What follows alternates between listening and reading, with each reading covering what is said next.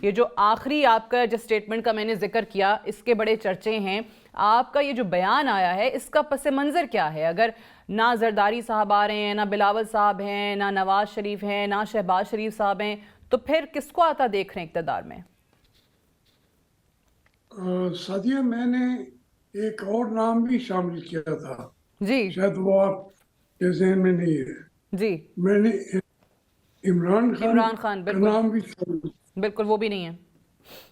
वो भी मेरे अंदाजे हम्म। जो कि मैं अपने मुल्क को, अपने मुल्क की सियासत को, अपने मुल्क की एस्टेब्लिशमेंट को, अपने मुल्क के सियासतदानों को जानता हूँ, बड़ी अच्छी तरह जानता हूँ। ये तो ये है कि ये तमाम पार्टियां मिलके भी अगर फ्री एंड फेयर इलेक्शन की डिमांड ही नहीं करती, जी। इमरान खान की रिहाई का मुतालबा ही नहीं करती, हम्म। तो वो इलेक्शन हो भी जाए तो जो अपनी मर्जी से कराएंगे, फिर वो अपनी मर्जी से नताइज देंगे हम्म। और वो किसी ऐसे आदमी को कभी वजीर आजम नहीं बनाएंगे जिसकी कुछ थोड़ी सी भी कोई अहमियत या हैसियत हो। ठीक है। तो इसलिए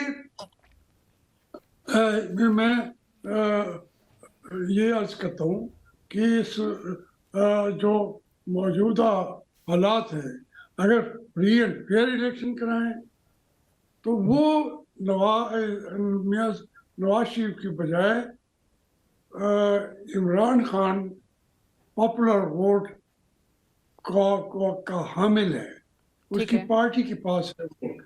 हम्म। तो उसमें मियां नवाज शरीफ को चौथी मरतबा इत्तेहाद बनना लें, गलत तरीके से ले भी आए, तो उन्हें तो बल्कि इससे इनकार करना चाहिए, दावा भी नहीं करना चाहिए। क्योंकि देखें, मैंने ये बात जो आज कर रहा हूँ जी। मियां नवाज शरीफ के बारे में 2018 में इमरान खान का ने कहा कि हमें एस्टेब्लिशमेंट कहती है कि नवाज शरीफ को निकालना है ठीक है। और उसे हमने इक़्तिदार में नहीं आने देना। हम्म। तो मैंने कहा इमरान खान साहब, आप इसमें एस्टेब्लिशमेंट का साथ ना दें, राइट। क्योंकि अगर आपकी अपोजिशन 70-80 सीटें आ जाएंगी तो वो आपकी अपनी होंगी, वो ना मांगे तांगे की अपोजिशन होगी, ना मांगे तांगे की हुकूमत होगी। हम्म। मियां नवाज शरीफ वजीर आजम आप कहते हैं कि उनके मुताबिक बन रहा है, तो अगर वो बन भी जाए इतनी बड़ी अपोजिशन के बाद, आप इस मुल्क के लीडर होंगे, लोगों की निगाहें आप पर होंगी और अगला इलेक्शन आपका है। ठीक तो है। वो मेरी बात नहीं माने थे, आज वही मानते हैं। मैंने इसके अलावा तो कोई बात नहीं की थी, ठीक। आज वही बात वो कर रहे उसको हैं करें जो एक्सेप्ट। नवाज शरीफ ठीक के है। साथ कर रहा था, अच्छा, आज जावेद वो हाशमी इमरान साहब, खान के बिल्कुल साथ। आपने जिस तरह इन 4 लोगों के मैंने नाम लिया और आपने कहा कि एक और नाम था इमरान खान का था। इमरान खान का शायद नाम मैंने इसलिए भी नहीं लिया क्योंकि उनका तो अभी नज़र आ रहा है कि वो पाबंद सलासल हैं या उनकी नाहली है, तो वो आने वाले इलेक्शन में, अगर 8 फरवरी को इलेक्शन हैं तो उसमें तो वो हिस्सा ले नहीं पाएंगे। बट बाकी लोग, जो बाकी लीडरान हैं, वो आज़ाद हैं, इलेक्शन कैंपेन लड़ सकते हैं, हो भी रही है उनकी, तो इलेक्शन कैंपेनिंग का आगाज़ भी हो गया, इलेक्शन कंटेस्ट कर सकते हैं। नवाज शरीफ साहब के बारे में जिस तरीके से कानूनी और अदालती रिलीफ उनको मिलता चला जा रहा है, वो भी हमारे सामने। ये जो लाडले का तासुर है या टैग है जो इस वक्त नवाज शरीफ साहब पे लगा हुआ है कि वही लोग जो कल को उनको सजाएं दे रहे थे, उनके खिलाफ केसेस बना रहे थे, नैब, वो सब पीछे हटना शुरू हो गए हैं, वही अदालतें उनको रिलीफ देना शुरू हो गए। इस लाडले के तासुर के साथ PMLN कामयाब हो सकती है इंतखाबात में? मैं वही तो आपसे अर्ज कर रहा हूँ, थोड़ा बात लंबी हो गई। देखें, यही सहूलतें इमरान खान को 218 के इलेक्शन में मिली थी। जी। अब अगरचे ये जायज भी हो सकती हैं, नैब के जो मुकदमात हैं मुझ पर भी हुए हैं, मैं नहीं समझता कि नैब कोई सच्ची अकाउंटेबिलिटी लेने वाली कोई तंजीम है। ठीक है। तो आज अगर नवाज शरीफ साहब को रिलीफ मिल रहा है तो वो अदालतें क्या करें?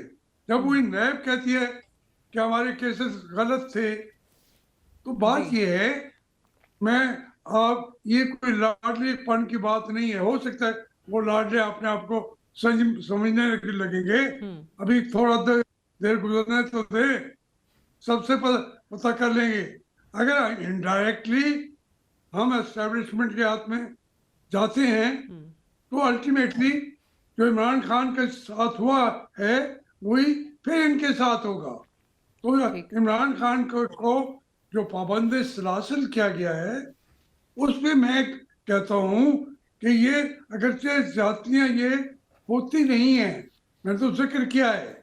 देखिए ये जब तक फ्री एंड फेयर माहौल नहीं है तो वो नहीं, अगर मियाँ साहब वजीर आजम बन भी जाएं तो 3 महीने निकाल लेंगे तो पाकिस्तान के मसाइल का हल तो ना हुआ। वो बिल्कुल तो सही। मसाइल तो बढ़ते गए।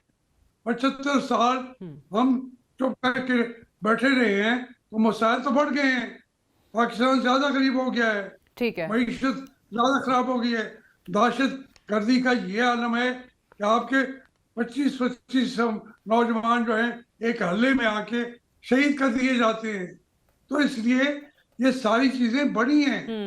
जैसे बल्कि आपने इससे खुद ही पहले कहा कि तो अगर आज इमरान खान बाहर हो और इलेक्शन कंटेस्ट कर सकें तो वो जीत जाएंगे, उनको हराना मुश्किल है। लेकिन साथ ही साथ अभी की जो सिचुएशन है, पीटीआई की बागडोर जो बैरिस्टर गौहर के हाथ दी गई है, जो कि खुद को कहते हैं कि जी मैं आर्जी तौर पे चेयरमैन हूं क्योंकि खान साहब नहीं कंटेस्ट कर सकते थे, इस तरीके से पार्टी चल पाएगी कि अगर खान साहब की प्रेजेंस नहीं है या उनकी एब्सेंस में दीगर लोग, वो भी कहीं कोई इक्का दुक्का लोग नजर आ रहे हैं कैंपेन करते हुए, अदरवाइज तो वो भी नजर नहीं आते हैं। सो पीटीआई का फ्यूचर नहीं, है। नहीं, जी। मैं आपसे मैं अर्ज करूं, इस वक्त तो तहरीक इंसाफ का कोई कैंडिडेट भी नहीं होगा। जो पाबंदियां हैं, जी। जो दहशतगर्दी का आलम है, जरूरत भी नहीं है। ये पार्टी में खामी रह गई। कई खामियां हैं खान साहब में, लेकिन ये खामी वो उन्होंने तहरीक को जमात में कन्वर्ट करने के लिए मुझे बुलाया था। जब मैं जमात को ऑर्गेनाइज करने लगा तो उन्होंने कहा ये भी रहने दे, ये भी रहने दे। तो आज जमात नहीं है। अब जब वो पकड़ते हैं, कभी नहीं हुआ ये, तो एक धौंस के ऊपर, एक खौफ दिलाने के ऊपर, वो तो बिल्कुल बकरी के मेमने की तरह बयान पे बयान देना शुरू करते हैं। बिल्कुल। तरीके साहब कैंडिडेट ही नहीं है। मैं ये कह रहा हूँ कि हमें दिल्ली तौर पर अपने माजी को देखना चाहिए कि अगर हम नहीं लड़ने देंगे तो नहीं लड़ सकेगी तहरीक इंसाफ। लेकिन उसका ना लड़ना, वो उसको इन कहना, मैं समझता हूँ तौहीन है इलेक्शन की। वो पाकिस्तान की मसाइल को हल करने वाला इलेक्शन नहीं होगा। वो पाकिस्तान को मसाइल की खलीज में फंसाने वाला इलेक्शन होगा। फिर ऐसा इलेक्शन क्यों कराएं? ट्रांसपेरेंट नहीं होने और इसी लेकिन तरीके उसका से हाफ हार्टेडली होने तो फिर इलेक्शन कराने का फायदा ही नहीं है। बट अभी की सिचुएशन यही है, जैसे आपने खुद कहा, और आपने तो इससे भी बढ़ के कहा कि पीटीआई के कैंडिडेट्स ही नहीं होंगे। तो ये 8 फरवरी को इंतखाबात होते हुए आपको वाकई नजर आ रहे हैं इस तारीख पे हो जाएंगे? क्योंकि अब तो जरदारी साहब ने भी कह दिया कि शायद आगे पीछे हो जाए मामला। मैं चूंकि लोगों में बसने वाला आदमी हूँ, जी। मैं देहातों में रहता हूँ, शहर के भी, मैं एक एक की बात को सुनता हूँ तो मैं समझता हूँ कि रोजाना देखना बेसिक चीज समझे ना, ठीक है। नहीं होंगे इलेक्शन। ये नहीं। मेरी असेसमेंट है, कोई इंफॉर्मेशन नहीं है। हाँ। उसके लिए फजा भी पैदा हो जाएगी, उसके लिए कानून भी आ जाएगा, उसके लिए जो अदालतें हमेशा भी।